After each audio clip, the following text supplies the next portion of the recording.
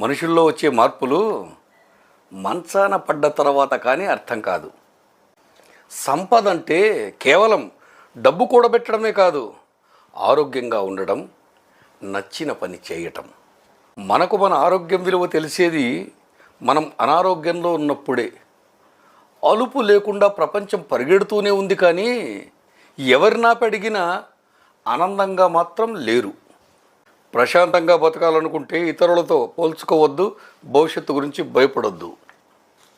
మనం ఏం సాధిస్తున్నాం అనే దానికంటే మనం ఏం వదిలేస్తున్నాం అనేదే మన మనసుకు ప్రశాంతతనిస్తుంది.